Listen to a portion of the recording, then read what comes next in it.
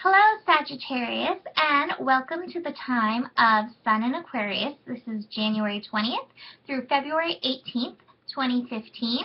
And I want to run a few dates before we get into your horoscope for this month. We have the Sun and the Moon shifting into Aquarius on January 20th. This is bringing a new moon in Aquarius happening at 5:14 a.m.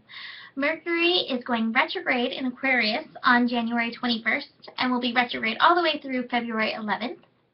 Venus is moving into Pisces on January 27th, and we have a full moon in Leo on February 3rd. So, Sagittarius, if you have any questions about that, you can book a reading or check out the daily horoscopes, which will get into the energy for all those things. This month, you are working on your third house, and the third house is the house of the mind and communication. And, it's really interesting. I have to mention that Mercury rules the third house, and Mercury will be retrograde. So anytime Mercury is retrograde, things can be wonky. It's a good time to, remember to be patient. It's also a great time to look inward instead of going outward. It can be a great time just to review what's going on. The word regurgitate is coming up to my mind, but I guess that's kind of like what we do when we rethink what's going on. Kind of like just regurgitate it. I think also my theme for Aquarius this month is opening to a new vibration. And so with you in the third house, with Mercury retrograde, this may be a fun time to test your skills of telepathy. I was saying to my friend the other day, I was like, if I don't want to hear from this other friend, I better not think about her, because otherwise I am going to either get a text or a phone call the second I think about her. And Aquarius, the vibration of Aquarius, reminds us and shows us that we're all connected from this invisible web that exists all over the planet. And so I think this is a really great month to open and explore, open to that vibration of being connected to others that you know or that you don't know, and that we are all one, in this little small planet called Earth. We're all part of this collective.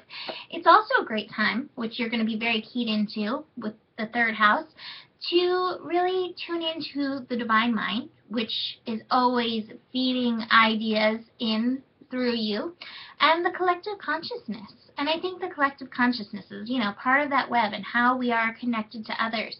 So, it's a good month to tune into those things and maybe not speak as much. Maybe it's time to listen a little bit more, Sagittarius. I could take that lesson myself.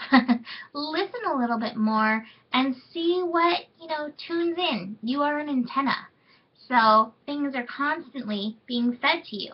And I think, speaking of that, with Saturn now in our sign, Sagittarius, I'm saying Saturn in Sagittarius is a really good time to accept and expand.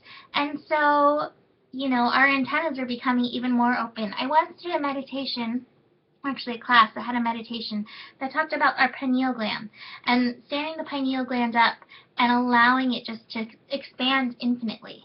And I think that vibration is kind of where we're all at, and all of this information is just feeding in. And I think the thing to pay attention to with Saturn in our sign, be aware of what kind of vibration you're already holding, which is going to be attracting the things that are, fueling in. Do you believe in infinite possibilities, or do you have limited beliefs? Do you believe in the unknown? Those things that we don't have any clue about. I think Aquarius is such an interesting sign because the glyph is like these two wavy lines, and some people think that it's water, and some people think that it's electromagnetic waves. I think it really represents the non-physical and the physical coming together and being united. So I think with the vibration of Aquarius, we're at our best when we accept that non-physical and allow it to come in and shift the physical. So, open up and listen. Open to this new vibration that's wanting to come in this month, and have patience, Sagittarius, with Mercury retrograde in the third house. It's an interesting thing. Namaste.